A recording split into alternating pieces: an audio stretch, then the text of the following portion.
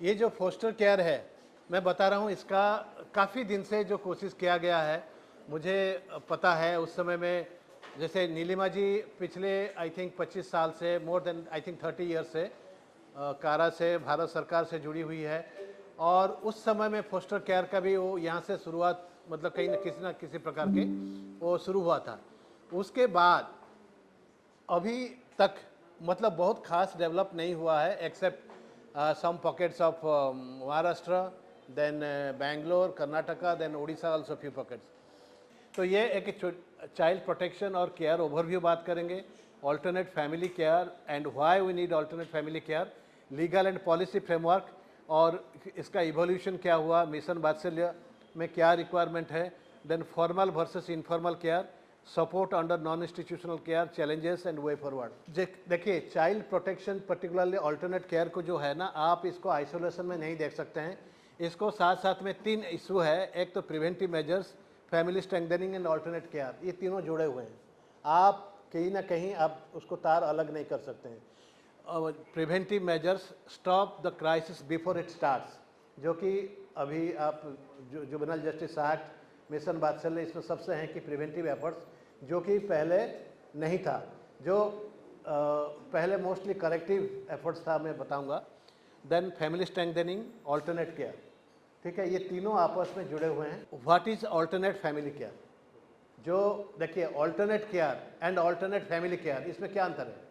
Alternate care में आपका institutional care भी आता है, ग्रुप केयर भी आता है, लेकिन ऑल्टरनेट फैमिली केयर जब हम बात करते हैं, कई परिवार जब एसोसिएटेड है फैमिली, तो फिर वो ऑल्टरनेट फैमिली केयर हो जाता है, ठीक है। जैसे family based care for children without parental care preferred over institutional care, basics बता रहा हूँ, guided globally by child rights principles, it is supported by legal and policy framework, emerging as a reform priority in India. We have a policy framework, we have a protocol in place, we have digital system in place. Of course digital system में कुछ अभी issue चल रहा है, लेकिन कहीं ना कहीं गवर्नमेंट के साथ, प्रोटोकॉल के साथ हमको कंप्लाई करके चलना होगा, और जो भी गैप्स है उसको ग्रेजुअली एड्रेस करना पड़ेगा, उनके पास पहुंचाना होगा। यही जो बात कर रहे हैं कि adoption, foster care, kinship care, या फिर स्पॉन्सरशिप, यही सारी चीज़ है। और from institutionalisation to family based care, why alternate care? सही, आप जब तक ये समझेंगे, मुझे लगता है कि you will do justice with children. जैसे फोस्टर केयर मैं बता रहा हूँ, फोस्टर केयर इंडिया और फोस्टर केयर एब्रोड, मैं बता रहा हूँ कि सपोज यूएसए में foster care is not a success, multiple placement. लेकिन कल मुझे वसुंधरा जी के साथ बात हो रहा था, यहाँ पर उतना नहीं मल्टीपल हुआ है, यहाँ पर 1-2 केस हुआ है, फ्यू केसेस, वसुंधरा जी बताएगी, जहाँ पर फोस्टर पेरेंट एक के बाद दूसरा फिर प्लेसमेंट में, मतलब डिसरप्शन इन फोस्टर केयर, और उसके बाद फिर सेकेंड फोस्टर केयर तक, थर्ड फोस्टर केयर नहीं। वहाँ फास्ट फोस्टर केयर आपको हार्डली मिलेगा, वहाँ मल्टीपल फोस्टर केयर मिलेंगे बाहर में, क्योंकि जो बॉन्डिंग हम अपना सोसाइटी में या अपना कल्चर में जो है, we are rich in that way, वो वेस्टर्न सोसाइटी में नहीं है। दैट इज वाई वहाँ पर आप, that can not be a model for us.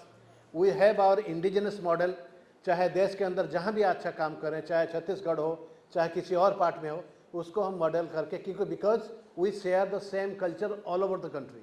Develop, improve development outcomes, it prevents institutional harm, it encourages individualized attention, stronger community integration, cost effective in the long run, it reduces stigma and social isolation, aligned with national and global commitments. Then institutional care may meet physical needs but often lacks individual attachment. Family based care promotes resilience, identity and long term stability. तो ये जो, इसमें कोई second opinion नहीं है कि जैसे कि बड़े बच्चे हमारे, इवन जो अडॉप्शन में जाते हैं, 7 साल 8 साल के बच्चे जाते हैं, तो वहाँ डिसरप्शन बहुत मिलता है। वाई? क्योंकि कहीं ना कहीं पेरेंट्स तैयारी नहीं है और बच्चों का भी तैयारी नहीं है। तो ये सारी इश्यूज देखेंगे, क्योंकि जो ट्रॉमा बेस्ड काउंसलिंग यहाँ पर उतना स्प्रेड नहीं हुआ है, इक्का दुक्का जगह में थोड़ा थोड़ा शुरू हुआ है। जो काउंसलिंग पार्ट है ऑल ओवर द कंट्री, मैं कहूँगा कि बहुत बिगिनिंग स्टेज में है, और बहुत काम करना है इसमें, क्योंकि जो डिस्ट्रप्शन केसेस है हमने देखा है, it is mostly attributed to the parents. Parents, they expect as everything from the child. They are not willing to accept the child as it is. So that is the number one issue. क्योंकि बच्चा computer में game खेलता है, पढ़ता नहीं है, ये एक इशू है. बच्चा बहुत खेल कूद करता है, ये एक इशू है. और जैसे मतलब है कि कभी कोई टेंट्रम कर दिया तो ये भी इशू है. तो पेरेंट्स का तैयारी बिल्कुल नहीं है. और आज के दिन में पेरेंटिंग, जैसे कि वेस्टर्न वर्ल्ड में आप देखेंगे जो तैयारी होता है अराउंड 25-30 आवर्स का इंटेंसिव ट्रेनिंग होता है before home study report counselling, जो कि आज के दिन में फॉर्मली कहीं पर नहीं है होम स्टडी के लिए. Home study is very sketchy also. उसका भी कारण मैं बताऊंगा. तो ये ज़रूरी है कि काउंसलिंग को हम स्प्रेड करें. Parents should be prepared as the, particularly older children के लिए बहुत ज़रूरी है. तो इसमें इस तरह अच्छा से किया है, उसके लिए चाहिए थोड़ा सा आउट ऑफ द बॉक्स काम करना, एक्सपेडाइट काम करना. क्योंकि when the child is growing to be a major, हम कई केसेस में बताऊंगा, आप हैरान हो जाओगे. 1 month इज लेफ्ट, 15 days इज लेफ्ट. So we had to prepare everything from the DCPU to the DM. पहले बन जाता था, देन प्री अप्रूवल कारा से. तो ये सारी चीज़ हम बातचीत करके सरकारी सिस्टम फॉलो कर रहे हैं हम, लेकिन कहीं ना कहीं साथ में एक इंडिविजुअल अप्रोच होता था कि नहीं, the child will be major. और अभी आपको फॉर योर काइंड इन्फॉर्मेशन बताऊं कि अभी फोस्टर पेरेंट्स काफ़ी रजिस्टर करने लगे हैं, लेकिन उनको गाइडेंस चाहिए. गाइडेंस नहीं है. Foster parents more than 700 I think कर लिए थे. सो ऑल ओवर द इसमें ये था इंटेंशन कि जब फोस्टर पेरेंट्स रजिस्टर करेंगे तो DCPU लेवल पर एक मतलब जो उसका पोर्टल है, उस पोर्टल में आप देखेंगे कि number of foster parents within the state, और साथ साथ में आप देखेंगे number of children available of foster care. कायदा से अगर बताएंगे कोई भी CNCP चाइल्ड 6 साल के बाद आप फोस्टर केयर में दे सकते हैं, लेकिन पर्टिकुलरली डिफाइन किया गया जो DCPU पोर्टल में अवेलेबल है वो नो विजिटेशन, अनफिट पेरेंट, आपका hard to place, special need बच्चे, ये DCPU का पोर्टल में अवेलेबल है. तो ये और जो है कि DCPU उनको इनफॉर्मली मिला है, इनफॉर्मली बातचीत करे और उसके बाद फोस्टर केयर में भी दे सकता है. लेकिन ये नहीं होता है. एक आध कभी होंगे जो प्रोएक्टिव DCPU है वो काम करते हैं, लेकिन उसमें क्या होता है कि अगर DCPU प्रोएक्टिव नहीं है तो फिर ये भी बहुत ज़्यादा कुछ काम नहीं कर पाते हैं. फिर सब बोलते थे कि कारा में अप्रोच करो. हाँ कि मॉडल रूल्स और मिशन वात्सल्य, अडॉप्शन रेगुलेशन, फोस्टर केयर, ये सारी चीज़ है. लेकिन जो न्यू है मैं बता रहा हूँ, तो आप पर्टिकुलरली आप देखेंगे कि फोस्टर केयर के लिए जो 2024 फोस्टर केयर गाइडलाइंस वो कारा ने फ्रेम किया था, देखा जाए तो बनाया था. मिनिस्ट्री नोटिफाई तो नहीं सर्कुलेट किया. तो बहुत सिंपल है, और जिसमें कि ऑनलाइन, पहले ऑनलाइन डिजिटलाइज किया गया और उसके बाद गाइडलाइन रोल बनाया गया, ताकि there should be a combination. Pre testing किया गया. सो एक तो है कि फोस्टर केयर में इसका आपको ज़रूर पढ़ना चाहिए. फोस्टर केयर गाइडलाइंस 10-15 पेजेस है, 2024, ठीक है. और अडॉप्शन रेगुलेशन जो है 2022 है, वो अडॉप्शन स्पेसिफिक है मोस्टली देखा जाए तो. The process of rehabilitation and social integration of children under this act shall be undertaken based on the individual care plan of the child, preferably through family-based care, such as by restoration to family or guardian with or without supervision or sponsorship or adoption or foster care. वो सारी चीज़ दे दिया section 39.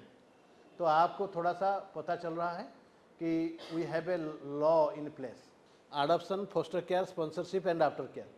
तो आप देखोगे कि पूरा juvenile justice act में section 56 से 73, जिसमें कारा को एक स्टेचुटरी बड़ी उसके माध्यम से बनाया गया, और role of agencies and authorities है, स्केच में है जो भी है. I think CARA derived strength from that. The entire adoption procedure is govern by this chapter, ठीक है. जे रूल्स में chapter 5 procedure related to children in need of care and protection, उसके बाद chapter 6 rehabilitation and social integration, chapter 7 adoption, ये सारी चीज़ आपको देखना है। अभी बहुत कुछ नहीं चेंज हुआ है फोस्टर केयर में। अडॉप्शन में कुछ तो आईटी एप्लीकेशन आ गया, सारी चीज़ है, कुछ कुछ अडॉप्शन एजेंसीज बढ़ गए हैं। एट दैट टाइम 25 ईयर्स से पहले अराउंड 80 अडॉप्शन एजेंसी थे, 70-80, नाउ इट इज़ 700+। लेकिन फोस्टर केयर एज सच बहुत कुछ बदला नहीं है। तभी कुछ एजेंसी कर रहे थे अभी, लेकिन अभी फोस्टर केयर में जो ज़्यादा सबसे मैक्सिमम रेस्पॉन्सिबिलिटी दिया गया है डीसीपीओ को। और डीसीपीओ जहाँ पर थोड़ा एक्टिव है वहाँ पर पेरेंट्स रजिस्टर होते हैं, जहाँ एक्टिव नहीं है वो पेरेंट्स रजिस्टर नहीं होते हैं। या फिर इसमें देखना है कि why it is not very success, it is success but not very success. तो उसके बाद जैसे चेंजेस पॉलिसी में हुआ, जुडिशियल डायरेक्शंस हुए हैं। यहाँ पर आप जानते होंगे temple of healing versus union of India में कई सारे डायरेक्शंस आया, सारी चीफ सेक्रेटरी को चिट्ठी। उसमें क्या हुआ कि जो नो विजिटेशन अनफिट पेरेंट बच्चे, उसके हिसाब से सब उभर के आए। पहले उसमें उतना एम्फासिस नहीं था, ये जो कैटेगरी है अलग से निकल के आए और उसमें कई बच्चे रिहैबिलिटेट भी हुए। लेकिन ये जुवेनाइल जस्टिस एक्ट 15 आने के बाद फिर फोस्टर केयर गाइडलाइन ये था कि आईटी एप्लीकेशन के माध्यम से इसको प्रमोट किया जाए, क्योंकि देयर इज़ ट्रांसपेरेंसी। आज का दिन में कितना आप कहेंगे कितने बच्चे सिस्टम में है, वो सारी चीज़ रिट्रीव हो पाता है। हम आज कह पा रहे हैं 50 फोस्टर अडॉप्शन है कि आज का डाटा है कि 50 children have been placed with their foster parents and their adoption has been finalized. Similarly foster parents इतने रजिस्टर्ड हैं। और कायदा से प्रोएक्टिव स्टेप क्या होना चाहिए, जहाँ पेरेंट्स रजिस्टर्ड किए हैं डीसीपीओ को एफर्ट्स करना चाहिए, वो अपना सिस्टम में देखें। मुझे लगता है कि मनीष जी हैं वो राजस्थान से, वहाँ क्या बेस्ट प्रैक्टिस से बताएंगे, वसुंधरा जी भी बताएगी। लेकिन जो लाकुनी है सिस्टम में, ये बता रहा हूँ कि जो डिस्ट्रिक्ट लेवल पर, ऐसा नहीं कि सारी चीज़ सेंट्रलाइज्ड है, लेकिन डिस्ट्रिक्ट लेवल पर बहुत कुछ काम हो सकता है और डीसीपीओ चाहेंगे तो दे कैन डू मिरेकल, बता रहा हूँ। मोस्टली देखेंगे कि जो फॉर्मल और नॉन फॉर्मल जो है, इनफॉर्मल में kinship care and community based care. जो किनशिप केयर है अभी भी कहीं पर आपको डेफिनेशन नहीं मिलेगा किनशिप केयर के बारे में, जबकि आपको डेफिनेशन रिलेटिव का मिलेगा और बाकी children related, orphan, abandon, surrender, ये सब मिल जाएंगे, लेकिन किनशिप का नहीं मिलेगा। जो UN guideline on alternate care 2009, उसमें आप किनशिप का जिक्र है और वो किनशिप पर बहुत एम्फेसिस किया है, जबकि हमारे जो लेजिस्लेशन है स्पेसिफिकली नहीं है। सपोज फॉर एग्जांपल मैं कहूँगा, जो रिलेटिव अडॉप्शन को एनेबल किया गया है, only we have enabled up to 2nd degree of relations. लेकिन कई सारे कंट्रीज़ है जहाँ पर 3rd डिग्री 4th डिग्री तक है ना किनशिप अडॉप्शन हो रहा है और वहाँ पर लॉ है इन प्लेस। तो कायदा से ये तो हाईएस्ट पॉलिसी डिसीजन होगा, तो ये सब देखना चाहिए कि किनशिप अडॉप्शन मतलब है कि हम रिलेटिव अडॉप्शन का स्कोप भी, जुवेनाइल जस्टिस एक्ट में रिलेटिव अडॉप्शन का स्कोप भी कम कर देते हैं। जुवेनाइल जस्टिस एक्ट में अगर उसके रिलेटिव 2nd डिग्री नहीं है तो 3rd डिग्री तो है, 4th डिग्री तो है, तो वहाँ पर भी किया जा सकता है। They also intend to take the child. तो ये सारी चीज़ें, बहुत सारी इशूज़ है अभी भी, क्योंकि it is an evolving process. कहीं डिस्कशन होंगे, सजेशंस जाएंगे, तभी फिर थिंग्स विल चेंज। तो मुझे ये लगता है कि जो एक फॉर्मल में आप देखेंगे कि उसमें एक रिपोर्टिंग सिस्टम होता है। इनफॉर्मल आज के दिन में there are may be lakhs of cases kinship care, आपको पता नहीं होगा। I can say from my own village, at least कम से कम एक रेवेन्यू विलेज में 8-10 मैं देखता हूँ कि ये रिश्तेदार में अडॉप्शन हुआ है या रिश्तेदार में वो रह रहे हैं ऐसे ही। तो वहाँ पर already child protection already included है वो गांव में, कम्युनिटी में जो है, लेकिन क्या वो रजिस्टर्ड है? तो ऐसा it is because our culture, our this heritage, it is so strong कि हम इसको मान लेते हैं कि नहीं ये हमारे रिलेशन का बच्चा मतलब हमारी बच्चा है। तो कहीं ना कहीं अगर ज़रूरत है इसका ऊपर फिर डिस्कशन होना चाहिए, भाषण होना चाहिए, whether kinship adoptions should be promoted, whether kinship care cases should be registered और नॉट। तो there are issues to be discussed. जो मिशन वात्सल्य का जो है मोटिव इसमें बनाया गया है, मिशन वात्सल्य के to actually for a holistic child protection regime, to introduce a holistic child protection regime. इसमें बहुत अच्छा इंटेंशन है इसमें, लेकिन कहीं ना कहीं इम्प्लीमेंटेशन में हम फेल होते हैं, पीछे होते हैं। देयर आर, आप देखेंगे पोर्टल में, there are 26 categories of children, 26 categories of children, जिसमें ये सारी चीज़ आपको आएंगी। तो आपको कुछ केसेस इसमें इंक्लूडेड भी नहीं है। क्या उनको उसमें डेस्टिट्यूट कैटेगरी में देंगे या किसी और में देंगे? जैसे सेपरेटेड चाइल्ड इसमें नहीं है, जैसे चिल्ड्रन इन इमरजेंसी सिचुएशन इसमें नहीं है, क्योंकि जिस कैटेगरी में आप डालेंगे उस कैटेगरी में वो रिफ्लेक्ट करेगा। A separated child may not be abandoned child, ठीक है। सेपरेटेड चाइल्ड का स्कोप ज़्यादा होता है रीइंटीग्रेशन का, खोज खास के। अबंडेंट चाइल्ड मतलब इज मोर इंटेंशनल। तो कई सारे इश्यूज है। ये जो मिशन वात्सल्य में आज के दिन में ये भी है, मैं बता रहा हूँ कि यहाँ सजेशंस होना चाहिए। जैसे after care, you see after care is a part of the juvenile justice act. जब जुवेनाइल जस्टिस एक्ट में आफ्टर केयर है तो मिशन वात्सल्य में होना चाहिए कि नहीं होना चाहिए? नहीं है, उसको इंट्रोड्यूस होना चाहिए। सिमिलरली और भी इशू, क्या मनीष बात कर रहे थे हम, और एक इशू है, हाँ, फोस्टर केयर का प्रोविजन रखा गया है, लेकिन ग्रुप फोस्टर केयर का नहीं है कि नहीं? तो ये सारी चीज़ जैसे कि आप डिस्कशन करेंगे, बात करेंगे, ये सारी चीज़ कहीं ना कहीं पहुंचना चाहिए। तो ये सारी, जब हम पूरी चीज़ को कैप्चर करना चाहते हैं इन्फॉर्मेशन, ये इन्फॉर्मेशन भी कैप्चर होना चाहिए। ये मिनिस्ट्री का रिपोर्ट है, उसमें क्या है कि नॉन इंस्टीट्यूशनल केयर में बहुत सारे ये बढ़ रहा है। देखिए फ्रॉम द ईयर 29,000 से अभी कितने होंगे, 1,70,000 चिल्ड्रन जो कि अडॉप्शन फोस्टर केयर इसमें जो जा रहा है सरकार से grant, that shows focus of the government from institutional care to the non institutional care. ये ग्रेजुअली इंक्रीज हो रहा है, ठीक है। ये आप देखेंगे ग्रेजुअली ये फंड जो गया है, it is both for adoption, foster care, sponsorship and after care. और अब आते हैं हम, अभी जो भी सिस्टम है उसमें गैप्स क्या है, चैलेंजेस क्या है, हम किसको कैसे करें, ठीक है। एक तो है कि on even state level implementation. जैसे छत्तीसगढ़ में हम थोड़ा सा बात कर रहे हैं कि वहाँ प्रोएक्टिवली कुछ स्टेप्स हुआ है, why not in other states? Maharashtra में already there are concerns people. Maharashtra में मैं देखा हूँ कि जितने भी वेलफेयर स्कीम है गवर्नमेंट में, Maharashtra is the leading state. और महाराष्ट्र एक स्टेट है कि जो कि मैं बता रहा हूँ कि 2000 में, before 25 years, 1/3 of the adoptions were registered from Maharashtra, है ना। और यहाँ पर क्या है कि मैक्सिमम थे उस समय, कहते थे रिपा, recognised Indian placement agencies, maximum adoption agencies यहाँ पर थे उस समय। Maximum sponsorship non institutional care जो भी है यही स्टेट से होता था।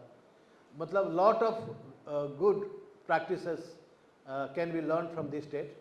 लेकिन जैसे जैसे ये यूनिफॉर्म नहीं है, कुछ स्टेट में you don't get cooperation from the local, from the state government. So therefore proactive attitude होना चाहिए, so that it can spread to all over the country, pan India. Then delays in legal status, जैसे कि CWC को मैंने देखा हूँ, बहुत समय में क्या करते हैं कि they take lot of time to decide the legal status of child. क्या उसमें वो डिसीजन नहीं ले पाते हैं कि क्या करेंगे पर्टिकुलर सिचुएशन में। कहीं ना कहीं उनको ओरिएंटेशन तो होना चाहिए। जैसे आइडेंटिफिकेशन ऑफ चिल्ड्रन में हमने कारा से कुछ गाइडलाइंस उस समय दिया गया था, उससे फ़ायदा भी हुआ। तो मुझे लगता है कि लोकल लेवल में गाइडलाइंस या स्टेट लेवल से गाइडलाइंस होना चाहिए कि ये पर्टिकुलर सिचुएशन में हम क्या करें, as because the CWC members are unable to take decision, the child is delayed, ठीक है। और ये सारी चीज़ और उनको भी ये भी पता नहीं है कि फोस्टर केयर में देना है तो चाइल्ड 6 साल के बाद होना चाहिए। कभी कभी वो डायरेक्टली गलत भी काम करते हैं कि 6 साल से पहले कोई छोटा बच्चा है तो उसको फोस्टर केयर में दे देते हैं। और जो इंस्टेंट जस्टिस होता है चाहे पुलिस से, वो क्या करते हैं कि इमीडिएटली बच्चा डायरेक्ट अडॉप्शन में ले लेते हैं। हालांकि महाराष्ट्र में काफ़ी थोड़ा सा अवेयरनेस है, यहाँ पर डायरेक्ट अडॉप्शन के लिए काफ़ी मुझे लगता है कि ओपिनियन है अगेंस्ट में। तो इसी तरह, लेकिन this is not in every part of the country. Gaps between demand and available children, ऐसा नहीं कि बच्चे नहीं हैं। जब मैं बता रहा हूँ कि 15 साल पहले जब हुआ 2011 में, पहले हम डोमेस्टिक ऑनलाइन केयरिंग शुरू किए उसके बाद 2015 अगस्त में हमने शुरू किया था पूरा inter country adoption also online. मैं 2011 का बता रहा हूँ, जितने बच्चे थे उतना पेरेंट्स थे, तो बच्चों को 2 से 4 महीने के अंदर पेरेंट्स को बच्चे मिल जाते थे,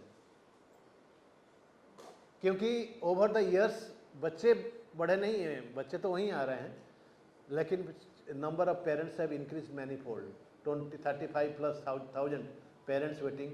और जो भी बच्चे हैं, मुझे लगता है कि टोटल 2,500 से ज़्यादा नहीं होंगे, और उसमें मैक्सिमम बच्चे आपका older children and special needs, और नॉर्मल बच्चे जो है बहुत कम आते हैं।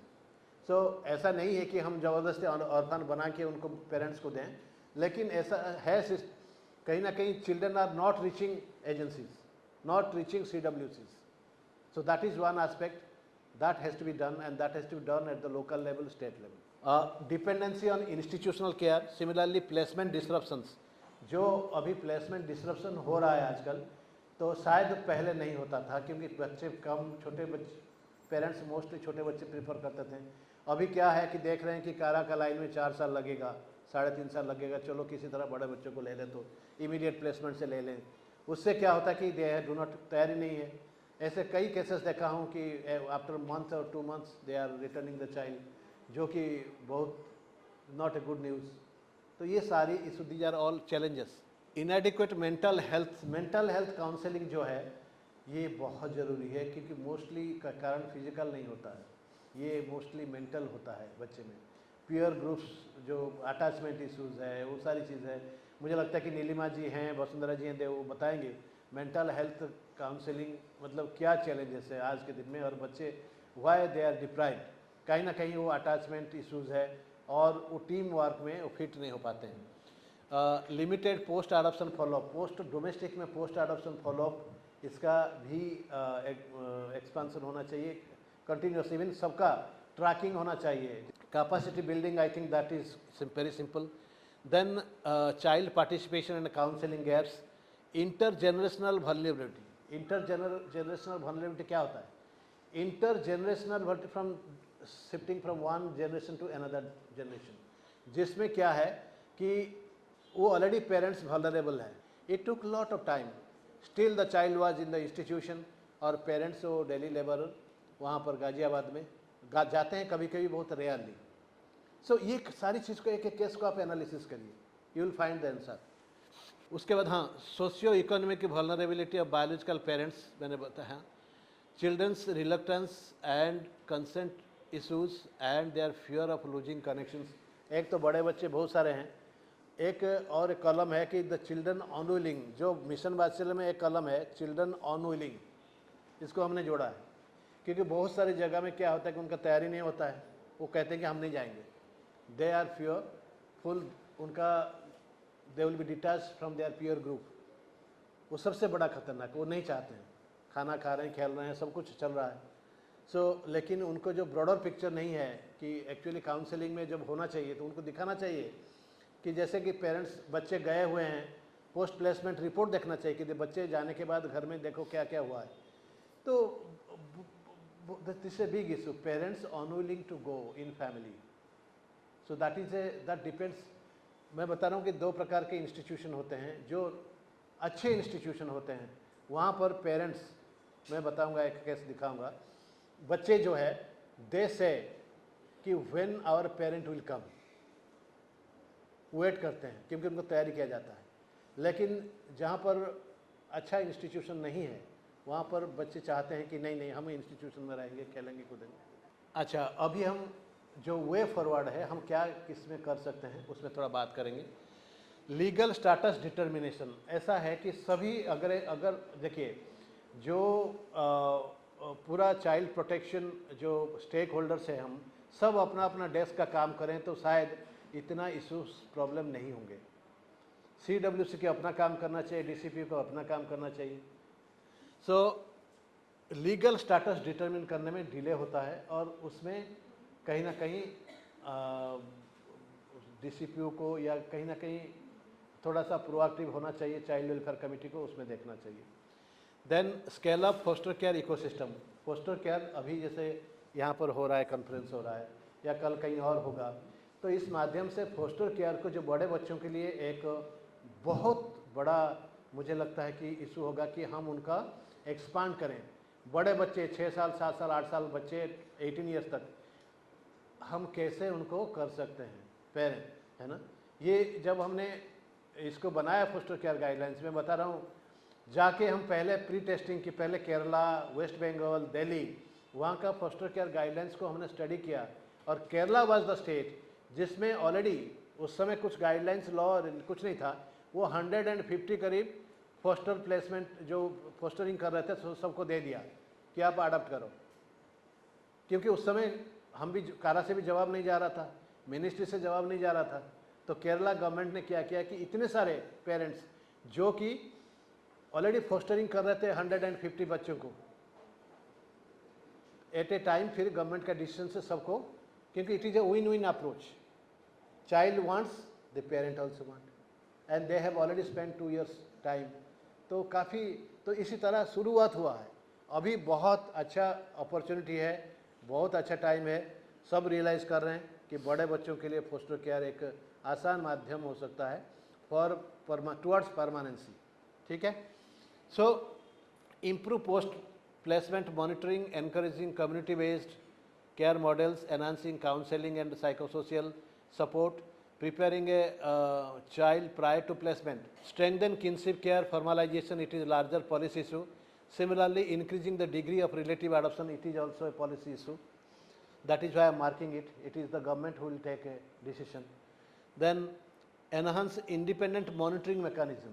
जो independent monitoring mechanism है, मुझे देखिए पहले 2018 में जब सर्वे हुआ जेना कमेटी के थ्रू में, उसके बाद NCPCR में भी 2022 से पहले हुआ सोशल ऑडिट, कई सारी इंस्टीट्यूशन का जो फीडबैक मिला उसमें, उसके आधार पर मैं कह सकता हूँ कि बहुत सारे इंस्टीट्यूशन उसमें ऐसे ही एग्जिस्ट करते थे, कुछ नहीं है। एक बंदा है, वो ट्रेजरर है, वो ऑनररी सेक्रेटरी है, वो सोशल वर्कर है, सब कुछ है। ऐसे जो सोशल ऑडिट के माध्यम से पता चला जब NCPCR में था।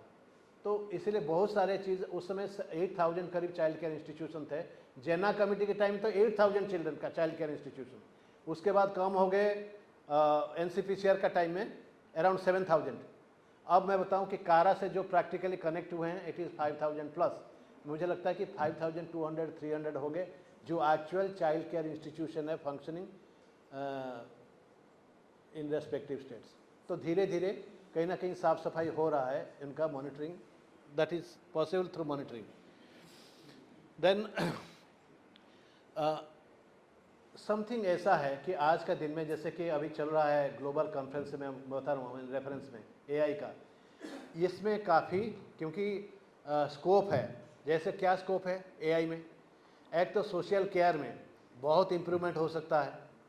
और जैसे कि सपोज अब मैं 1-2 एग्जांपल दूंगा, जैसे स्पेशल नीड चिल्ड्रन है, आपके पास 500 बच्चों का स्पेशल नीड पूल है, और कोई पेरेंट जो है ना वो चाहता भी है कि they are also sports loving parent, they are very good in indoor games, वो चाहता है कि जो इंडोर गेम्स में कोई चेस खेलता होगा या कुछ ऐसे जो कि स्किल्ड होगा।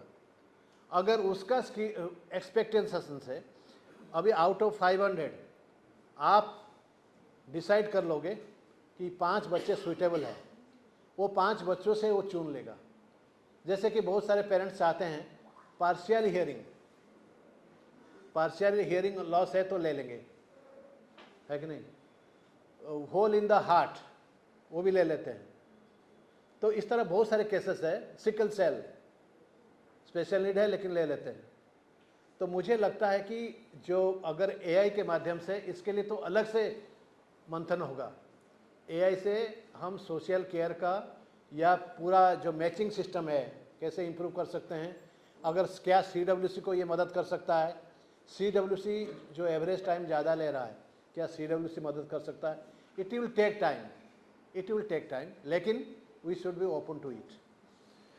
देन आइडेंटिफिकेशन ड्राइव वो कंटिन्यू होना चाहिए। अभी काफ़ी फ़ायदा हुआ है ये जो डायरेक्शन से, क्योंकि कोर्ट से जब डायरेक्शन गया ना तो फिर स्टेट गवर्नमेंट थोड़ा प्रोएक्टिव हो गए और काफ़ी कारा के पास तक तो बम्बार्डमेंट हो गया डाटा के सब चीज़ एक एक दिन में पता चल रहा कि 1000 डाटा एंट्री हो रहा है। सो मुझे लगता है कि बहुत फ़ायदा हुआ है, लेकिन उसके बाद एंथुजियाज्म थोड़ा कम हो गया है। एम आई राइट? कम हो गया। So foster care ecosystem technology enables process, then finally it requires sensitivity, trust building and careful emotional preparation. ये important है सबसे, जो कि हम attachment से जुड़ते हैं. More efforts are required to address issues related to older children who may be suffering from intergenerational trauma, trust deficit, less confidence, administrative delays, suffering from cognitive, emotional and social capacity. मुझे लगता है next, I think it is next, कोई गया है ना, is finished ना, hello, दूसरा presentation हो गया ये ओवर, हाँ हाँ दूसरा लगा।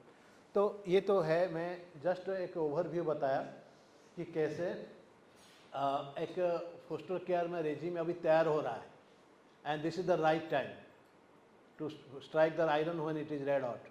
अवेयरनेस बढ़ रहा है लोगों में, पॉलिटिकल लेवल में, हायर लेवल में, about non institutional care, foster care, जो कि महाराष्ट्र में कुछ लोगों ने यहाँ 25 साल पहले उसको शुरुआत किए थे, मैं बता रहा हूँ, लेकिन कहीं ना कहीं गवर्नमेंट का जब तक उसमें स्टाम्प नहीं लगता वो एक्सपांड नहीं होता है।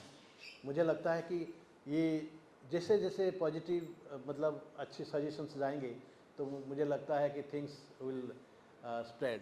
हाँ चला दिए, हेलो, मैं अभी बता रहा हूँ कि जो फोस्टर केयर का जो डिजिटलाइजेशन हुआ है, आपको बता रहा हूँ कि आपको सब चीज़ समझना चाहिए, बहुत सिंपल है, ताकि डिजिटलाइजेशन में एंट्री करेंगे आप कहेंगे कि मैं तो 200 बच्चों को फोस्टर केयर कर रहा हूँ, कुछ मतलब नहीं रखता है, क्योंकि जब सरकार देखेगा ना कि आपको सिस्टम में है तब फिर रियलाइज़ करता है अच्छा ठीक है तब ठीक है। जो फोस्टर पेरेंट्स हैं, सबसे पहली बात है we should have a pool of foster parents, large pool, maybe few lakhs, why not few lakhs, क्योंकि आपको जाके फील्ड में कन्विंस कराएंगे, जैसे हो रहे हैं छत्तीसगढ़ में हो रहे हैं या कहीं पर भी। यहाँ पर डीसीपीओ का काम है, बता रहा हूँ, डीसीपीओ का काम है ये कुछ डॉक्यूमेंट्स तैयार करके वो अपलोड करेंगे। क्या क्या डॉक्यूमेंट्स है? Individual care plan, social investigation report, child study report, medical examination report, home study report, parents आपका होम स्टडी भी करेंगे, सॉरी डीसीपीओ आपका होम स्टडी कराएगा। बस ये सारी चीज़ करने के बाद एक तो कुछ अपना डॉक्यूमेंट्स आप डालेंगे फोस्टर पेरेंट के हिसाब से, उसके बाद डीसीपीओ कुछ डॉक्यूमेंट्स अपलोड कर देंगे, और उसके बाद सारी डॉक्यूमेंट्स जो है वो सीडब्ल्यू से सामने परिजाल में, CW is the committee which takes decision, है ना, लेकिन सारी चीज़ एग्जीक्यूट करना, हेल्प करना वो डीसीपीओ का काम है, ठीक है। बहुत सारे बच्चे हैं जो कि no visitation, unfit parent, immediate placement, special needs, other children in need of care and protection, जो कि 6 साल के बच्चे हैं ऊपर हैं, तो उसके साथ वो मैचिंग करेंगे। मैचिंग करने के बाद जो अप्रूवल के लिए जाएगा that will be by CWC, CWC approves, कोई भी डिसीजन होता है that CWC approves. All requisite documents in respect of the child and the parents will be placed before CWC to be verified. CWC verify करके approve करेंगे, और undertaking by the order of the foster care placement by CWC. CWC foster care के लिए order देंगे। तो आप समझ गए, सबसे पहले फोस्टर पेरेंट रजिस्टर करेंगे, अपना डॉक्यूमेंट डालेंगे, उसके बाद डीसीपीओ कुछ अपना डॉक्यूमेंट्स उसको तैयार करके डाल देंगे, उसके बाद सीडब्ल्यूसी के साथ डीसीपीओ सारी डॉक्यूमेंट्स को फिर अपलोड कर देंगे, और उसके बाद सीडब्ल्यूसी कंडक्ट्स पीरियडिक जो विजिट होता है ना मंथली वो करेंगे। उसके बाद DCPO to upload the report, CWC करेगा लेकिन अपलोड करने के लिए डीसीपीओ, ठीक है, हेल्प करेंगे।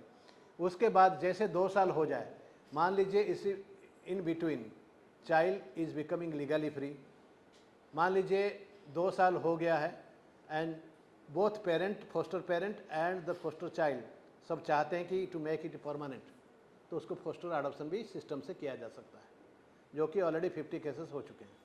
तो इसलिए पहले फर्स्ट स्टेप को आप देखिए, पहले फोस्टर पेरेंट्स रजिस्टर करिए, और उसके बाद डीसीपीओ के माध्यम से फोस्टर बच्चे जो बच्चे जा सकते हैं फोस्टर पेरेंट में वो उसको तय करिए सिस्टम से। अगर कोई कुछ टेक्निकल दिक्कत होता है, आप कारा को ग्रीवांस में लिखिए, आप जो भी मिशन वात्सल्य ग्रीवांश को लिखिए, आपको कहीं ना कहीं इंटरवेंशन का ज़रूरत होगा। वो ये सारी चीज़ हो जाएगा तो फिर हमारी जो डिजिटलाइज्ड जो लिस्ट होगा तो उसमें आप लीड कर सकते हो। अभी 600-700 करीब जो भी है फोस्टर पेरेंट है, मुझे नहीं लगता कि महाराष्ट्र से कितने किए हुए हैं। तो जहाँ पर इस प्रोग्राम को मुझे लगता है कि there is need to promote this programme. तो अभी थोड़ा सा आपको ओवरऑल पता चला आइडिया।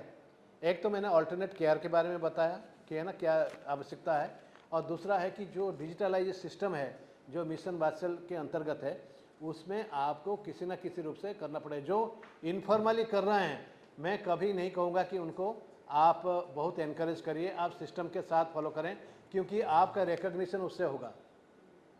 सिस्टम से आप कभी भी कोई सीनियर अफसर के पास जाएंगे और आप बता देंगे, दिखा देंगे सिस्टम, तो फिर और कुछ नहीं है, क्योंकि ट्रांसपेरेंसी और एथिकल प्रैक्टिसेस इसमें कॉम्प्रोमाइज़ नहीं होगा। आज के दिन में जो 25 साल पहले क्या था, there were so many illegal adoptions, so many wrong sourcing of children, CBI matters lot, वो सब पास्ट का था। हम अब आगे देख रहे हैं, हम पीछे का हिसाब से नहीं देखेंगे, हम आगे देखेंगे कैसे हम how will be transparent, how there will be ethical practices, और हमारी जो कंट्री का मॉडल है that should be followed by rest of the countries all over the world. इसका हमको प्रयास करना है। Thank you.